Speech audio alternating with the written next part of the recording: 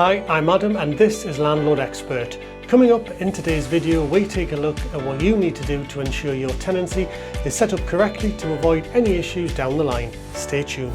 In 2003, I set up my own letting agent and property management company based in the northeast of England. After 21 years, I sold the business in 2024 and now help landlords with best practice letting advice and making sure they get the best from their rental properties. The information given in my videos is not financial or legal advice and are my opinions only. Should you require legal or financial advice, please speak to a relevant professional. Now let's get on with today's video. Hello and welcome back to the channel. Now today we're looking at what you need to do at the start of every tenancy to ensure it's set up correctly. Now even if you use a letting agent to do this for you, it is good practice that you as the landlord know exactly what needs to be done. Okay, let's get started. Once you've found your new tenant and before they even move into your property, you need to ensure you have all of the paperwork in order. You're going to need to issue the tenant with certain documents to comply with current legislation. Now, in the UK, the government call this the prescribed information. Now, don't get confused with the prescribed information you need to supply your tenant in relation to the deposit. We're going to come on to that a little bit later in the video. So, in addition to your tenancy agreement, you must also supply your tenant with the following documents. Now, these are in no particular order, but you do need to supply them with all of them. And I would normally provide these documents to the tenant just before they move in when they sign in the tenancy agreement, either via paper copies or email. Don't forget, if you email your tenant, make sure they reply to the email to confirm they've received the documents. Number 1, you must provide your tenant with a copy of the current EPC. That's the Energy Performance Certificate. Ideally, this should be provided to the tenant as soon as possible. Now, when you market your property, whether through an agent or yourself, the EPC will need to be included with the marketing details so tenants can make an informed choice as to whether they want to rent your property based on the current EPC rating.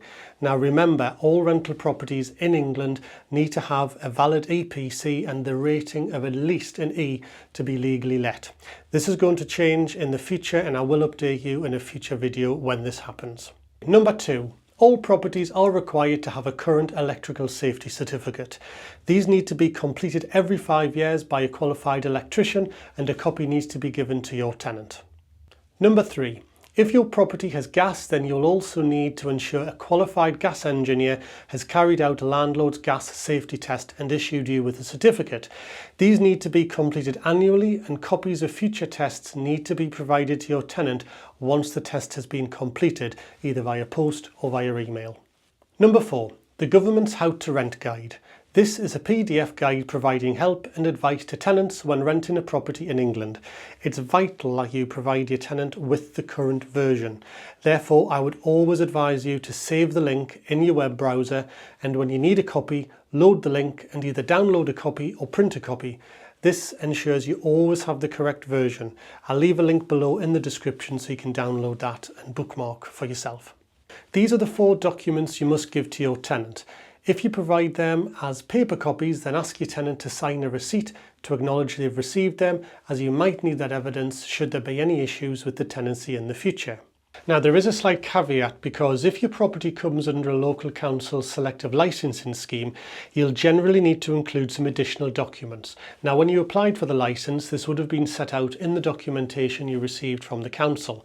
However, you may just need to make a quick call to your local council to check what these are. As an example, here in the northeast, one local council will ask landlords to provide their tenants with a copy of the licence itself, details of refuse collections and how to handle household waste, and a Legionella test certificate which tests the water in the property. You will need to check yourself to ensure you've complied with your particular licence. Remember at the start of the video I explained these documents are called prescribed information and so is the information relating to a tenant's deposit. Please don't get confused about these as they are completely separate. I will go into more detail about tenants' deposits in another video, but for now you need to know that if you take a deposit from your tenant, you will also need to provide them with the following documentation. The terms and conditions which relate to whatever deposit scheme you've chosen, These can be downloaded from their website, and vitally the prescribed information relating to the deposit scheme you're using. Again, this will be available to download from their website and sets out details about the deposit amount, where the deposit's held, and the tenant's details. Now, I would normally provide this at the start of the tenancy, but remember you must always provide this information within 30 days of receiving the tenant's deposit.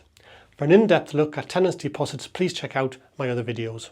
Finally, there are some other documents you may wish to include which I would always recommend, such as key receipts and meter reading receipts.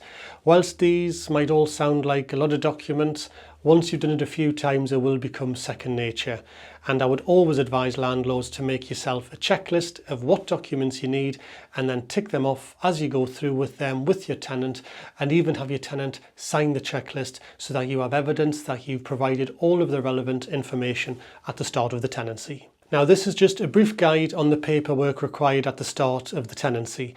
Check out my other videos for further information on smoke alarms and carbon monoxide alarm tests at the start of tenancies, and all important information on taking a deposit from a tenant. I hope you found this video useful. Please give it a thumbs up below and like, and then click the subscribe button. It's completely free to subscribe to the channel and really helps me to be able to make new videos for you. Thanks for watching. I will see you next time. Bye bye.